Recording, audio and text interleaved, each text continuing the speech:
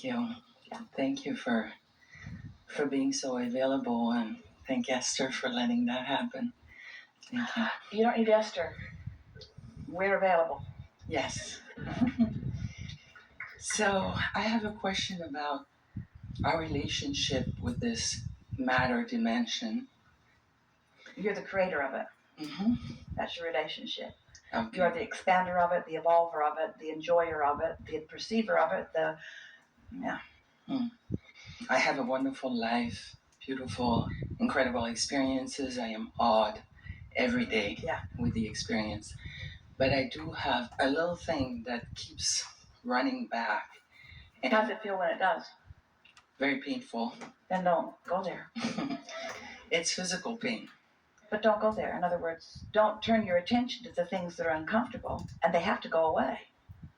Your attention to them is what holds them there. If you've got some resistance and you're not aware of it, don't worry, it will become more acute. And if you're still unaware of it, it will become more, because the vibrations that you're offering are the vibration of your source is calling more to it, and the vibration of where you are is calling more to it. So the tug of war gets stronger and stronger and stronger. So anything that is uncomfortable or unpleasant, take your attention away from it as best you can. Yeah, in the physical, for some reason, I remember hearing myself groan when I was a child and feeling very uncomfortable in my body with the noise of that. I've broken my body many times, and I don't do that anymore, thank God, but I feel the pain of it still. So how would you nudge someone? It feels to you like we're talking about something different than what we're really talking about. And this is going to make perfect sense to you. If we could convince you, all of you, that if you hadn't given birth to a desire that you are denying, you would feel no pain. If you hadn't given birth to something that you were denying, there would be no resistance within you. So pain is evidence of desire that you're resisting. So if you could embrace it, accept it as a good thing, not a bad thing, you'd go a long way. That's really the path of least resistance. In other words, did you feel some resistance release just in the idea that pain only exists because there is desire that you are denying? Don't you like knowing that? If you hadn't launched a rocket of desire again and again and again and again and again and again and again and again and again, and if the source within you was not standing in the knowledge, in the beingness of all of that, then your denying it couldn't happen if source wasn't standing there. So the very pain you feel, whether it's emotional pain or physical pain, the very pain you feel every single time is an indication of the greater part of you standing in a place that right now you're not letting yourself stand. So revel in where the greater part of you is standing, and it dissipates. But comparing yourself to where the inner being part of you stands, that's your painful place. We've been talking a lot about that today, even as we were talking about the steps. There's this belief that you've picked up along your physical trail that goes something like, I've got to be where I am, and I've got to admit why I'm here, and I've got to explain how I got here, and I've got to explain how long I've been here, and I've got to compare myself to everybody else and where they are. And we say, blah, blah, blah, blah, blah. You've missed the whole point. None of that is what you intended, you see. That's interesting. It just cleared in me, because sometimes I feel I'm going too fast. Take it from Esther. When she's driving, you only ever feel like you're going too fast if there's somebody in your way. And you're the only one who can ever be in your way. Okay, because I love what my body allows me to experience. Yeah. I love it. Yeah. So I guess I... The other thing we want to say is that when you have something that you're experiencing in the moment, there is this desire or sometimes need to explain how you got there. And if you could give that up, it would really serve you. You're looking for some big reason for something. And there's not a big reason. It was that you didn't like the way that person drove, and you don't really like what that person's wearing, and you didn't like the way that person treated you, and you didn't like what this person said to you, and you didn't like this thought that you had, and you didn't like that memory that you had. In other words, it's a whole bunch of little trashy pieces that it's just like throwing little resistance on your trail, and after a while you start tripping over it. But you don't pay any attention until you trip over it. And then you want to talk about what you're tripping over. And we're saying it's a pile. You're tripping over a pile that had a lot of little pieces in it. And if you'll stop throwing the little pieces on the trail, they'll stop being a pile that you trip over. But humans just want to talk about the pile. Well, let's assign a name to the pile. Let's give it a diagnosis, or let's give it a person that's doing me wrong. You get what we're talking about? It's just all the little pieces that you've been throwing on all day, every day. And they weren't big, so you didn't feel them very strong, so you just kept throwing them on until they piled up. And after they piled up, then you tripped over them. Then you noticed them. Yeah. Our friend was talking earlier about clearing the path or cleaning it up or clarifying, and we've talked about things like that through the years. But today what we want to say is, rather than worrying about cleaning it up, just don't continue to add to the pile, because if you stop adding to the pile, it will dissipate, because it's a fresh pile every day. You're not bringing it. It went away while you slept. It went away while you slept. You recreate it every day. You go to work, stuff on the trail. Watch television, stuff on the trail. Watch that movie that terrified you, stuff all over the trail. Something in the movie reminded you of love gone bad, stuff on the trail. Then you trip over it and you say, oh, what is the meaning of this pile of crap? Thank you. Yeah, I can see the attachment. They say the meaning of it is that you build it up one little negative thought at a time, one conversation at a time. You just build it up and made a great big old pile, and then you tripped over it, and now you want, what's the meaning of this? The meaning of it is don't keep doing it.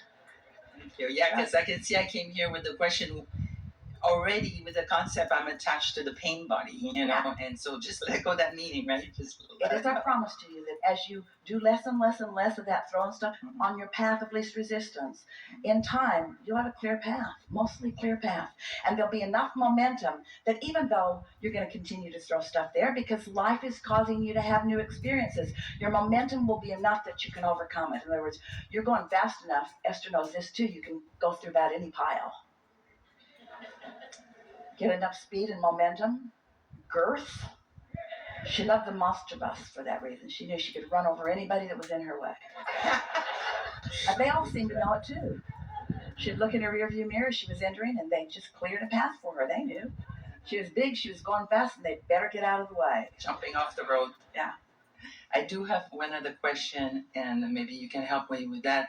Maybe, again, I'm throwing stuff because I'm trying to make meaning. You think?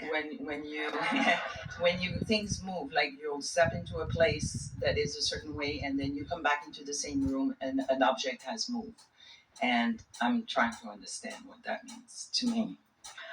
Well, it could mean two things. It could mean you're forgetful. Okay, that's good. I like that Just one. don't remember where you left it. No, it has more significance usually. Like a flower that will move to another place, or So what's the path of least resistance for you? In other words, what do you want to know that means? Yeah, I guess attachment to understanding. Maybe I should just appreciate it for what it is. Well, could it mean that there are things that you can't see that are affecting your experience? Could it mean that the infrastructure of that which you are? Could it mean that there are things in motion that you maybe are not perceiving? Could it mean that you have attracted assistance and help that you are denying yourself the ability to see? Could it mean your timing's off? In other words, there are a lot of things that it could mean, but there is so much in your physical environment. There is so much non-physical intertwining with that which is you that we could not, if we spent the rest of your life just explaining to you the details in which non-physical is intertwining with you, we could not really explain it all in the fullness of that which we know. So we'll do it in general terms by saying to you that you are extensions of source energy, and that as you stand at this focal point. That's really the best way of describing where you stand in your physicality right now. You are a focal point. You are a focal point of all your own hopes and dreams and wishes. But more than that, you are the focal point of Source's agreement about that expansion that you have given birth to, that you have not, in all cases, allowed yourself to be the fulfillment, not quite yet, of. You are the focal point. You are the focal point of the energy that creates worlds. You are the focal point of non physical awareness and assistance and help. You are the focal point of all kinds of cooperative components coming into place. You are the focal point of so much more than you allow yourself to realize, because you are using other things as your focal point. You're focused upon why your foot hurts or why this or why that went wrong. And so you hold yourself apart from the realization. There are two words that Esther keeps finding, and we've been refining with her the difference between the two words. Because often as we offer a block of thought and she's translating it into something that will be meaningful for you, she wants to find the word, it will be revealed. And then we offer clarification to her by saying, it's always being revealed, it's always being revealed, it's always being revealed, it's always being revealed, because it's being revealed because we are focusing upon it. That's the revelation. It's always being revealed. But unless you're in the vibrational vicinity, you don't find the reception of it. So revelation and realization are two different things. The revelation is always happening. The realization is the work that you are about. You got to get yourself in the place that you are realizing how tied together we all are. And then you begin to see what those not well connected want to call magic. They want to call coincidence. They want to call freak.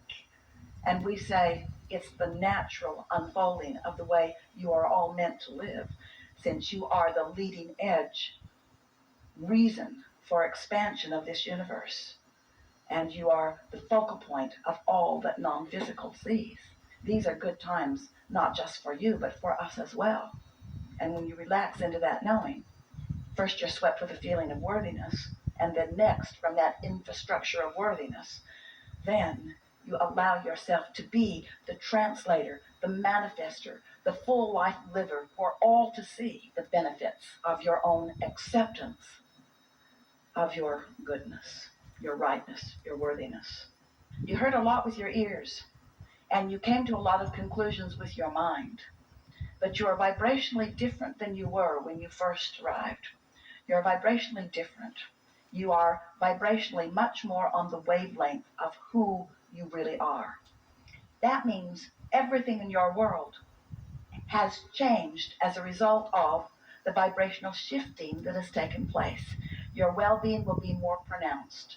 Your guidance system will be more vivid to you. Your realization of the details of your life will be more delicious to you.